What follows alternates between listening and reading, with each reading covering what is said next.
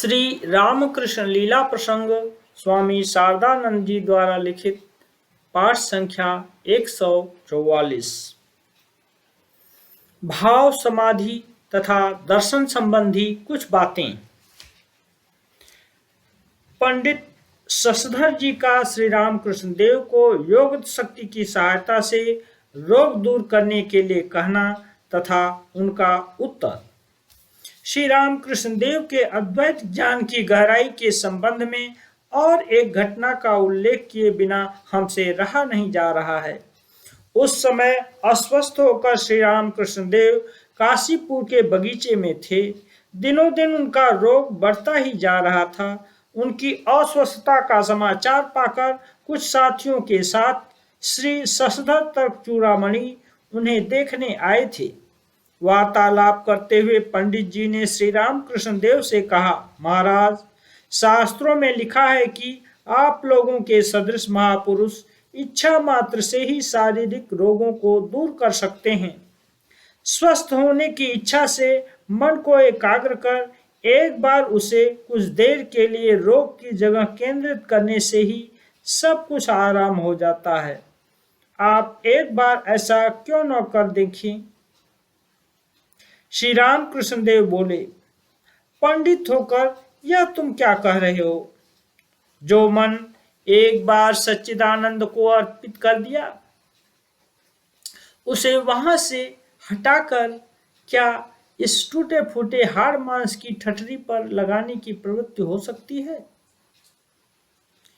स्वामी विवेकानंद आदि भक्तवृंद का श्री रामकृष्ण देव से उक्त विषय के लिए अनुरोध तथा श्री रामकृष्ण देव का उत्तर। पंडित जी निरुत्तर हो गए, किंतु स्वामी विवेकानंद जी तथा अन्य भक्त वृंद से शांत नहीं रहा गया। पंडित जी के जाते ही वे विशेष रूप से श्री रामकृष्ण देव से अनुरोध करने लगे।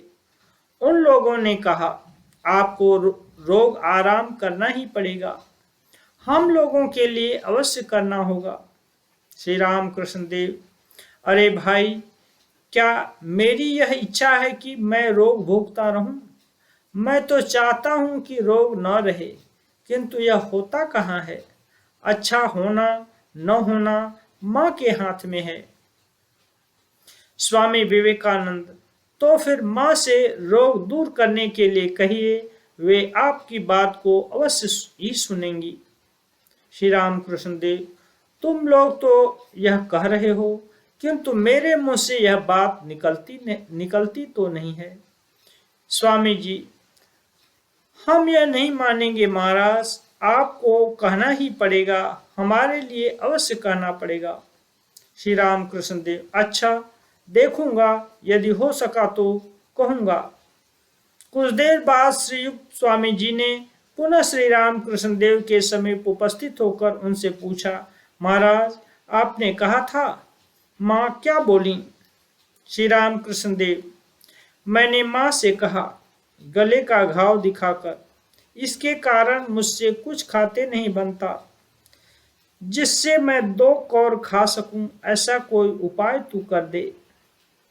यह सुनकर तुम लोगों को दिखाती हुई मां बोली, क्यों भला, इन सब के मुंह से तो खा रहे हो।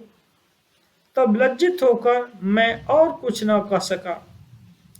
श्री रामकृष्ण देव में अद्वैत भाव की गहराई, देव बुद्धि का यह कैसा अद्भुत अभाव और अद्वैत ज्ञान में कैसी अद्भुत अवस्थिति। उस समय 6 महीने तक श्री रामकृष्ण देव कोई 4-5 छटाक बार्ली यानी उबाले हुए जौ का पानी मात्र लेते थे। ऐसी स्थिति में ज्यों ही जगन माता ने कहा, क्यों, इन सब के मुंह से तो खा रहे हो। तत्काल ही इस क्षुद्र शरीर को मैं कह दिया, यह कितना बड़ा पाप किया। यह सोचकर श्री रामकृष्ण देव लज्जा से नतमस्तक होकर निरुत्तर हो गए। पाठक, क्या आप किंचित मात्र भी इस भाव की कल्पना कर सकते हैं? सब प्रकार की परीक्षा में श्री रामकृष्ण देव का उत्तीर्ण होना, ऐसे अद्भुत देव मानव श्री राम कृष्ण देव के दर्शन का सौभाग्य हमें प्राप्त हुआ था। ज्ञान, भक्ति, योग, प्राचीन तथा नवीन सभी प्रकार के धर्म भावों का किस प्रकार अदृष्ट पूर्व सामंजस्य उनके भीतर हमने प्रत्यक्ष किया है।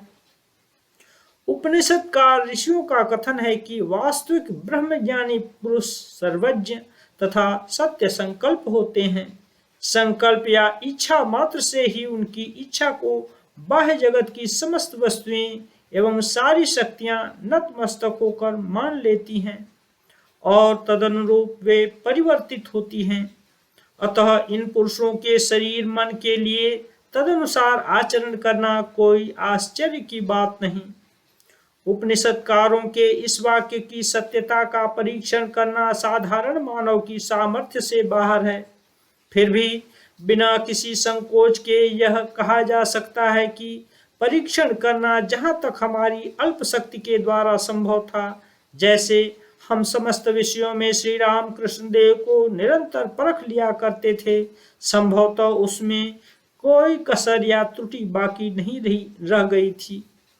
किंतु प्रत्येक बार ही श्री राम कृष्ण देव उन समस्त परीक्षाओं में हंसते हंसते अनायास उत्तीर्ण हो मानो व्यंग पूर्वक हमसे कहा करते थे, अभी तक अविश्वास, दृढ़ विश्वास करो और अच्छी तरह से यह जान लो कि जो राम तथा जो कृष्ण रूप से आविर्भूत हुए थे, वे ही इस समय अपने शरीर को दिखाकर इस ढांचे के भीतर विद्यमान हैं, किंतु अब की बार गुप्त रूप से आगमन है। जैसे राजा वेश बदलकर अपने राज्य की देखभाल किया करता है, जो ही लोग उसे जान जाते हैं तथा कानाफूसी करने लगते हैं, त्यों ही उस जगह से वह चल देता है। ठीक वैसा ही समझो। भावावेश में श्री राम कृष्ण देव को दिखाई देने वाले विषयों का बाह्य जगत में सत्य प्रमाणित होना। श्री राम कृष्ण देव के जीवन की अनेक घटनाएं उपनिषद उक्त इस विषय में हमारी आंखें खोल देती हैं। साधारणतया यह देखा जाता है कि मानव मन में जितने प्रकार के भाव उदित होते हैं, वास्तव में वे उसके ही स्वसंवेद्य हैं, यानी उन भावों के परिमाण, उनकी तीव्रता आदि को वह स्वयं ही ठीक ठीक अनुभव कर पाता है।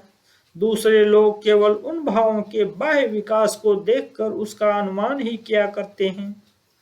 भाव समाधि का इस प्रकार स्वसंवेद्य स्वभाव, सब्जेक्टिव नेचर, सभी को प्रत्यक्ष गोचर है। सभी को यह विदित है कि अन्यान्य चिंताओं की तरह भाव भी मानसिक विकार या शक्तियों के प्रकाश मात्र हैं। मन के भीतर ही उनका उदय होता है तथा मन में ही वे लीन हो जाते हैं। बाह्य जगत में उनके चित्र या तदनुरूप प्रतिकृतियों को देखना एवं दिखाना असंभव है, किंतु श्री राम कृष्ण देव की अधिकांश भाव समाधियों में उसका वैपरीत्य देखने को मिलता है। इस विषय का दृष्टांत पंचवटी का घेरा इत्यादि। जैसे